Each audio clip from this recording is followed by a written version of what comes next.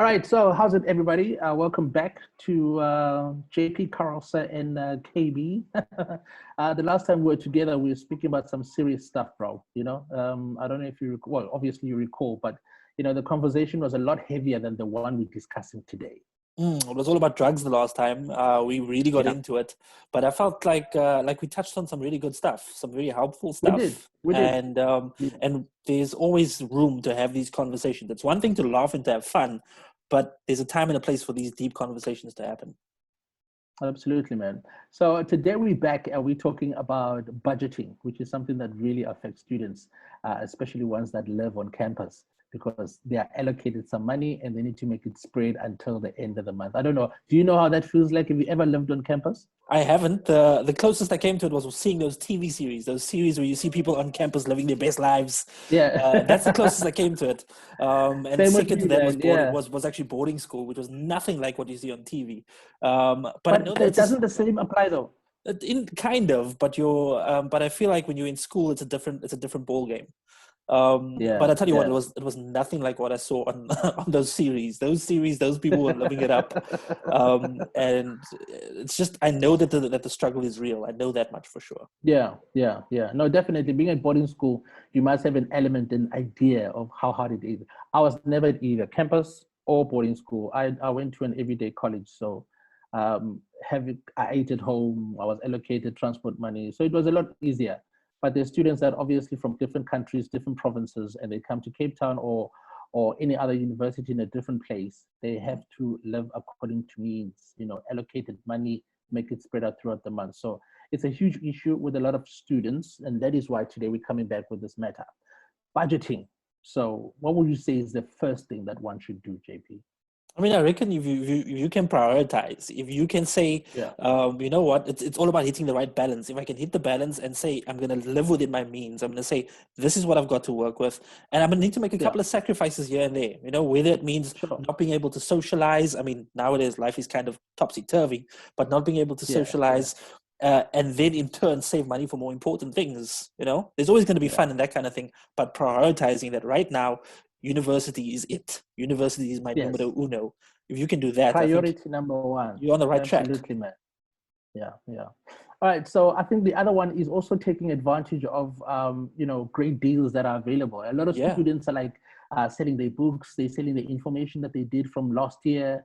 It could be equipment, laptops, and stuff like that. And there's generally also student prices all over the place. You know what I mean? If you go to a student card, you can utilize those. I know they kind of like make you feel like a granny sometimes, but it's a really cool feature. You know what I mean?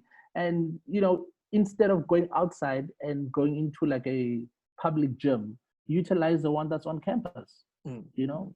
Sell books within each other at a good price, whereas it would be much more expensive if you buy it online or at the stores and stuff like that. So I think that would help out a lot budget wise, and it just brings you a bit of discipline.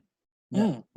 Yeah, look, everything that we're talking about is kind of interlinked. So we started off on prioritizing, you talking about deals, and I think if we kind Yeah. of want to push it all together, it's just budgeting. That's probably our next point that All we of want it. to come Yeah. to, is Yeah. that you need to say at the beginning of every month or at the end of every month, this is what I'm starting out with, this is what I'm working with, these are my Yeah. expenses, this is my Yeah. my allowance, if you will, or Yeah. any income that I get from extra jobs or whatever the case may be. And I'm going to stick to it. I'm going to have the discipline to stick to my budget. So That's the important. problem. So important. Yeah, it is. And I don't think the problem is budgeting. I think everybody budgets. I think at some point you get money and you say, okay, I've got so much. I need to do this, do this, do this, do this, do this. We all budget every time we get money. The problem is executing that budget. Yeah. That is the main problem. The discipline to actually go and live according to the budget that you've created. And Yeah. Kasam, 90%, 100% of the time, you make it through the month and you are happy. But yet the temptation comes in sometime during the week, and that's a discipline that we need to master. Do you know what it Absolutely is? Do you know what it is? It's that Yeah. craving for, just a streetwise 2 year, just a street or tower down there. The When you problem, got food in the fridge that you can cook. exactly, just cook up some chicken or something. But like the once or twice or a couple of times and you budget for it, that's fine. It's when you go overboard, where you have a couple Yeah. of battles here maybe, or then a streetwise 2 or a streetwise 3 or whatever, Yeah. So Yeah. holding holding yourself accountable to your budget. Step one, get the budget in place. Step two, hold yourself accountable, or maybe even get your friends and family to keep you accountable for it if you can't kind of stay disciplined enough with it. Yeah. You know, in the beginning, us mom and dad maybe say, okay, out of the allowance that you give me half of it, and then halfway through the month, give me the rest of it. That type of thing. I used to do something like that. It's for me, yeah, it worked a little bit. All right. So there's another term that they use on campus. It's called share base. Have you heard of anything like that? Share base. What? Share base. I've heard of the K base. I've heard of the K base. Those guys with the These stuff are on their share stomachs. All right. The glowing stomachs. I've actually seen that when I was a kid. Yeah. But share base is basically buying stuff like groceries. You know, instead of you going every day to buy like a pocket of potatoes or onions, veggies, some meat, you actually buy groceries together and you split it up in half.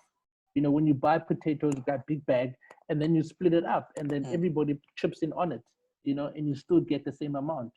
So that also saves a lot of money. Just in an idea going forward in terms of, you know, food and groceries and stuff. Okay. So are we going to be share based going forward? Is that what we're going to do? What we're going to do? You don't eat as much as I do. So I'm gonna have to cough up more money. That's good for you, buddy. Come on, that's good for you though, because you'll get more food. Is it? All right, cool. All right, so yeah, the term is called share base. Not K base. We need to know the difference between share base and K base. Very different.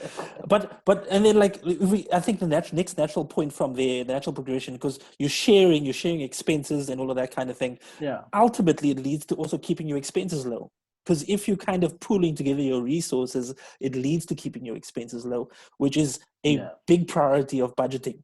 If you can keep your expenses as low as possible, save a couple of rands here and here and here, it all adds up, you know? That's right. And it may not be the easiest thing. I understand saving money is not the easiest thing because we feel as human beings, we always want to better ourselves. I can do with a better this or a better that or upgrade here or upgrade there. You can kind of just hold back, rein it in a little bit. And you'll see all those rands and cents add up. It adds up. And at the end of the day, and find bargains as well, like sales, like, you know, might be something that you like, you've seen it somewhere else for a different price. Rather go there and get it for that smaller price, you know, and save those coins. They add up when you're really, really, really desperate. All right, another very important thing to learn is to say no. Like I said, man, with temptation, it's tons of it out there. And even, you know, especially you've got more affording students that afford to maybe go out and eat out on a Monday and a Wednesday and a Friday, and your budget is not completely, you know, kind of compatible with theirs. When they invite you, politely say, no, you can't. You know what I mean?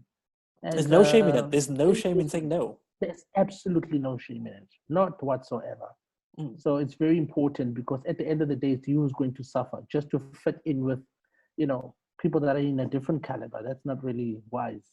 So spare every penny, man. Learn to say no. Sometimes it's not like the fact that you're saying no, it's how you say it. Like you can say it nicely. I like the fact that you said politely say no, you know? Yeah. Compared to be like, nee. I don't like you.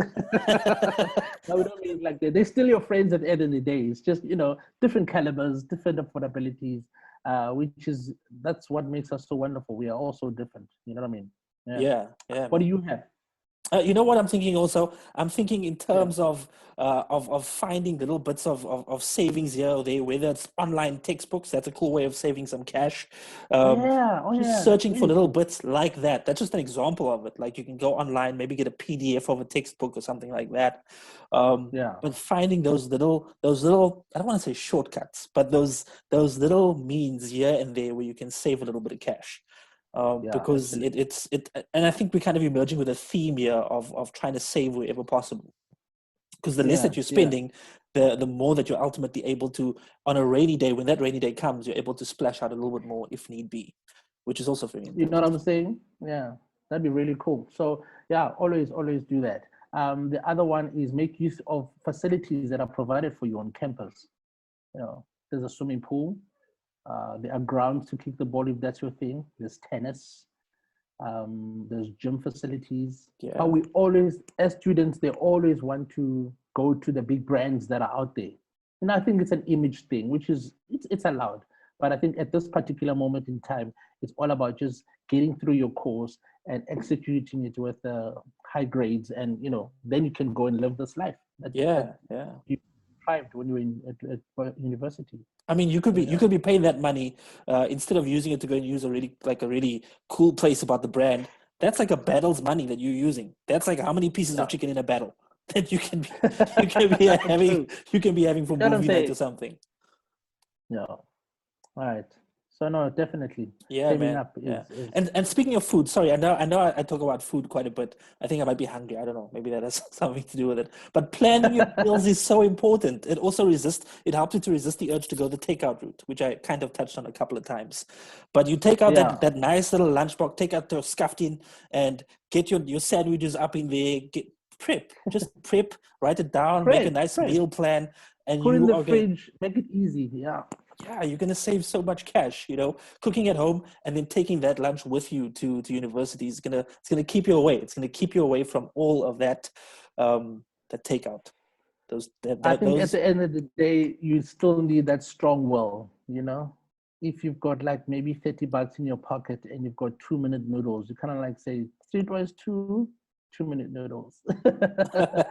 That's really, really strong. That strong will, that's where it comes in. But never doubt yourself. You're capable of being strong. So do you reckon is your will strong enough to resist it? Is your will strong enough to resist the takeout? Yeah, you see, in this case, I quite like food. I'm a foodie person by general, and I like budgeting as well. Because I've seen what it does when you don't. Things get really tough.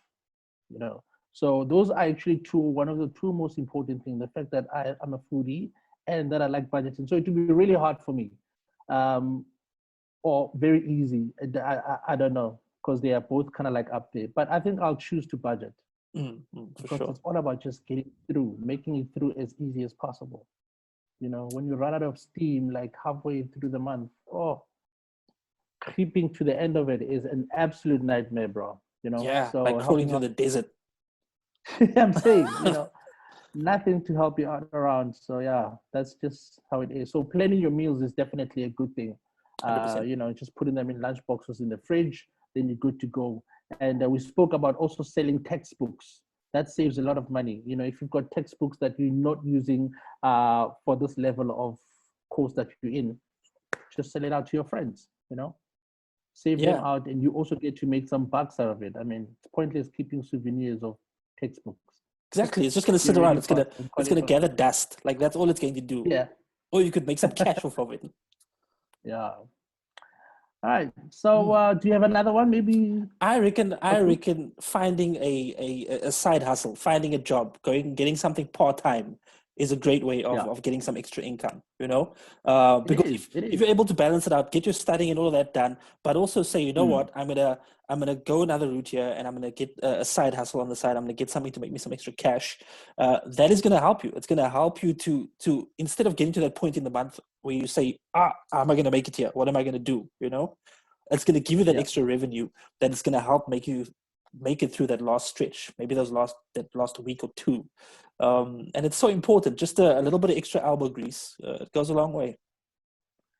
It does indeed, man. So so we put this thing together for you guys, and hoping that you'll find refuge in it somewhere and somehow. We'll always be bringing you like student guidelines. There'll be many topics that myself and JP will get into, and hopefully that it helps you out with quite like this one, budgeting. 100%, man. Let me just end with this from my side, that it's the smart choice. Budgeting, sitting down, making time to say, this is my expenses, this is what I'm working with, this is what I'm prepared to spend, this is my income. It's the smart move. It's just a smart thing. That's all there is to it. Very well done. Nicely wrapped up, JP. Thank you very much for your time, my brother. I'll catch up on the next one, yes? Yeah, man. All right, man. Till next time, everybody, happy budgeting. Goodbye.